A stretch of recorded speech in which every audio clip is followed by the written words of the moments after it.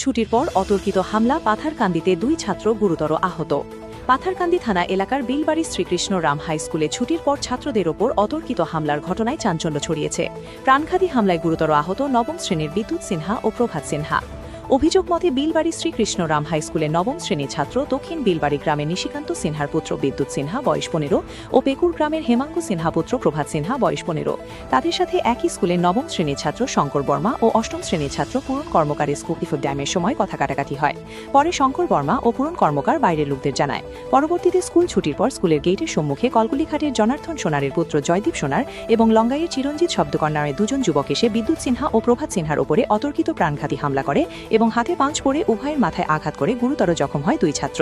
পরে আহত 2 ছাত্রের পরিবার ঘটনার খবর পেয়ে ঘটনাস্থলে উপস্থিত হয়ে নিজের সন্তানকে উদ্ধার করে এবং স্কুলের অধ্যক্ষ প্রদীপ আচার্যের সাথে যোগাযোগ করার পর অধ্যক্ষের পরামর্শ মর্মে ছাত্রদের থানায় নিয়ে যায় এবং তাদের পরবর্তীতে পাটুতনবী স্বাস্থ্যকেন্দ্রে তাদের সেখানেই চলছে চিকিৎসা।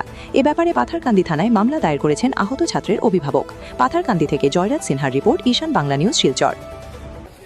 তারা ক্লাস 7 ছাত্র গুয়াইলে মারছে আর 7 ছাত্র গুড়াইয়া তারা কইছে তখন তারা ও ছাত্রীদের বুঝানি লাগি গেছে কিতালাই মাইক করে দিতে। তারা কইছে আমরা মাইক করি তোর কিতাইছে হর তুই থাকি বাদে আমরা থাকি ফালাই গেছে আর তারা বাদে ওজার উজার লই আইছে আর আমরা আগু দেখিয়া বাইকর সেম লই আইছেন তারা আমরা আগু দেখিয়া তারা আটকানিত গেছি আর আমরা মারি দিছি। কেতা দিয়ে মারছে? বাইকর সেম। কারা কারা মারছে তোমরা? তারে আর আমারে কে মারছে? চারটা আসলো, শঙ্কর বর্মা, জয়দীপ সোনা। তো স্কুলে পড়েনি? জয়দীপ সোনারও পড়ে না। আর কে কে? পূরণ কর্মকার আর চিরঞ্জিত। কে কে স্কুলে পড়ে?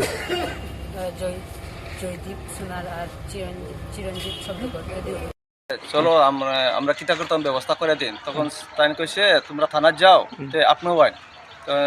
তাই কইলো কালকে আমরা ম্যাট্রিক ফাইনালের মানে বহুত লেখালেখি আছে, এখন যাই দিতে লাগে, ওকে তোমরা যাও, যা স্টেটমেন্ট দেওয়া লাগে আমি দিয়া দিমু আর সঙ্গে 500 টাকাও দিছে, মানে আরও লাগলে আমি খরচা দিমু আর তোমরা থানার যাও, এটাই কইছে।